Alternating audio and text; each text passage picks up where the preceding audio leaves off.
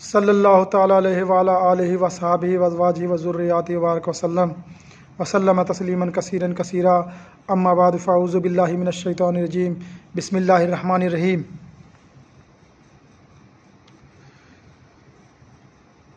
میرا بتانا مقصد یہ ہے کہ امت فرقوں میں بٹ گئی ہے۔ اللہ تعالیٰ اس امت کو ایک بن کر کے چلنے والا بنا دے اور صحابہ کرام رضی اللہ عنہ اجمعین کے زندگی کو عام کر دے، تاکہ غریب، یتیم، مسکین اور ہمارے غریب علماء، حافظ ہو یا قاری ہو یا مفتی ہو یا عالم ہو، سب کو دین پہ چلنا آسان ہو جائے، کیونکہ آج یہ بے دینی ایسی ہو گئی ہے کہ دین پہ چلنا بہت ہی مشکل ہو گیا دیندار کو بھی۔ انسان تقوی اور پرہیزگاری سے بڑا ہوتا ہے، نہ کہ وہ مال دولت سے، اور حافظ ہو یا عالم ہو یا مفتی ہو، یہ سب چیز اپنی جگہ پر ٹھیک ہے۔ انسان تو بڑا جب بنتا ہے کہ جب اس کا لوگوں کے ساتھ اخلاق بات اچھا ہو اور دلوں میں نرمی ہو، دلوں میں یہ فکر ہو، دلوں میں یہ ڈر ہو کہ ایک ایک نعمت کا، ایک ایک چیز کا اللہ تعالیٰ ہم سے حساب لے گا اور ہمیں اللہ کے نزدیک پیش ہونا ہے۔ ایسا نہ ہو کہ ہم اللہ کے نزدیک پیش ہوئیں تو مجرم بن کر کے، کیونکہ جب دلوں میں ہمارے فکر رہے گا تبھی کامیاب ہوں گے۔ خیر، یہ امت جو ہے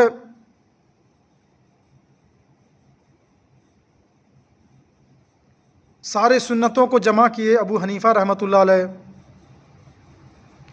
ابو حنیفہ رحمۃ اللہ علیہ، ہم کسی علماء کو، کسی فرقے کو غلط نہیں کرتے ہیں، اور ان کا کام کرنے کا وہ طریقہ ہے، وہ ڈھنگ ہے، اور ایک ایک آدمی میں ایک ایک اس میں اللہ تعالیٰ صلاحیتیں رکھی ہیں۔ تو ابو حنیفہ رحمۃ اللہ علیہ بہت سارے سنتوں کو جمع کیے، اور علماء دیوبند جو ہے ان کے سپاہی ہیں، ان کے پہرے دار ہیں۔ تو ابو حنیفہ رحمۃ اللہ علیہ دین کے لیے سارا سنتوں کو جمع کیے، اور علماء دیوبند جو ہے صحابہ کرام رضی اللہ عنہ اجمعین کے نقش قدم پہ چلے، اور دین کو جو ہے اکٹھا، جو دین تھا اس کے پہرے دار ہیں، پہرے داری کرتے ہیں کہ اس دین میں کوئی طرح کا ملاوٹ نہ کرے کوئی۔ جس طرح کا دین ہمیں حضور صلی اللہ علیہ وسلم دیے، صحابہ کرام رضی اللہ عنہ اجمعین دیے، بزرگان دین دیے، اسی طریقے کا دین رہے۔ دین وہی ہے جو حضور صلی اللہ علیہ وسلم کیے، وہ دین ہے۔ باقی اگر اس سے ہٹ کے کیے تو وہ بدعت ہے، وہ ہمارا طریقہ ہے، اور بدعت میں کوئی ثواب نہیں۔ بلکہ ایک جگہ حدیث میں آتا ہے کہ بدعتی کا تعظیم کرنا گناہ ہے، کیونکہ اس نے سنت کو چھوڑ کر بدعت پہ زندگی بسر کی، بدعت کو پھیلایا۔ تو علماء دیوبند جو ہیں یہ دین کا محافظ ہے، دین کا پہرے دار ہے، اور 100 سال پہلے مولانا الیاس رحمۃ اللہ علیہ، ان کے دل میں یہ اس امت کا فکر ہوا کہ یہ امت سنت تو چھوڑتی چلی جا رہی ہے، سنت پہ آ جائے تو ہی کامیاب ہے۔ اللہ تعالیٰ نے ان کے دل میں ایسا فکر دیا تھا، ایسا یہ کیے تھے، تو انہوں نے بھی اپنا جان اور مال ہر ایک چیز قربان کر کے ان کی فکر کو اللہ تعالیٰ نے اس طرح قبول کیا کہ پورے دنیا میں جماعت کا کام ہو رہا ہے، تبلیغ جماعت کا کام ہو رہا ہے، اور یہ اس کام کا نام ہی ہے سنت، اس میں کچھ نہیں ہے۔ اصل کیا ہے؟ سنت اور امت کو ایک ساتھ لے کے چلنا، اور کچھ نہیں اس میں ہے۔ اس کام کا نام ہی ہے سنت۔ تو مولانا الیاس رحمۃ اللہ علیہ کا وہ فکر ہوا کہ سنت مٹ رہا ہے تو سنت زندہ ہو جائے، اس کے لیے اللہ کے راستے میں نکلنے کا ذریعہ بنائے، اللہ کا راستہ ایک بنائے.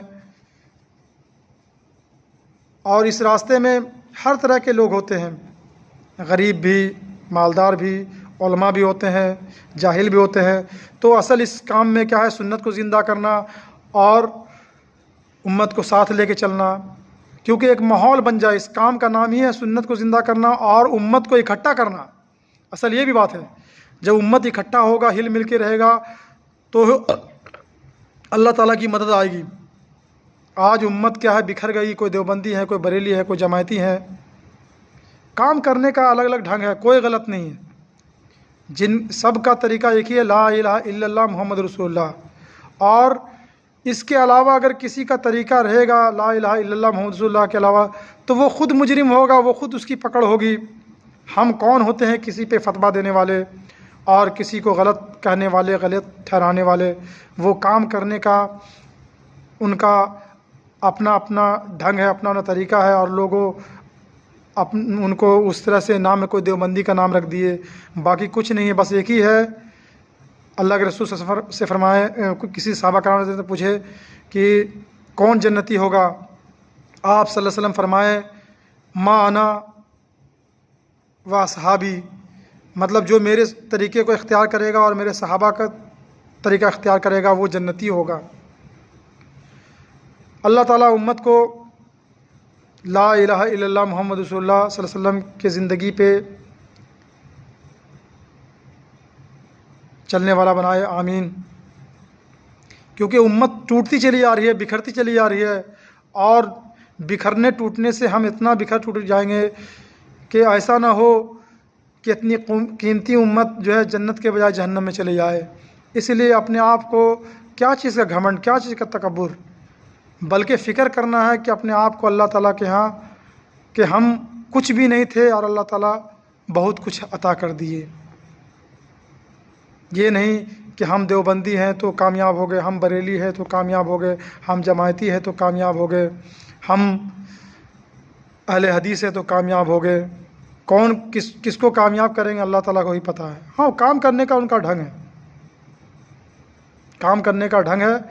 جو حضور صلی اللہ علیہ وسلم کی فرما برداری کرے گا، ان کے طریقے کو اختیار کرے گا، ان کے حکموں پہ چلے گا، وہی کامیاب ہے. اور باقی بحث کرنے سے اور علم حاصل کرنے سے اگر کامیاب ہوتا تو کئی لوگ کو علم کافی ہے مگر کچھ بھی نہیں ہے. ہاں، علم جو ہے روشنی ہے، علم کے بنیاد پہ ہمارے لیے عمل کرنا اور بھی آسان ہو جائے گا. کم سے کم اتنا تو کریں کہ ہاں بزرگان دین کے صحبت میں رہیں، پڑھے لکھے کی صحبت میں رہیں. اللہ تعالیٰ سے آخرت کا بھی فکر کریں کہ دنیا میں جس طرح سے چل رہا ہے چل رہے، کوئی بات نہیں ہے، مگر اثر کیا ہے؟ کامیاب، اور کامیابی تو آخرت ہے.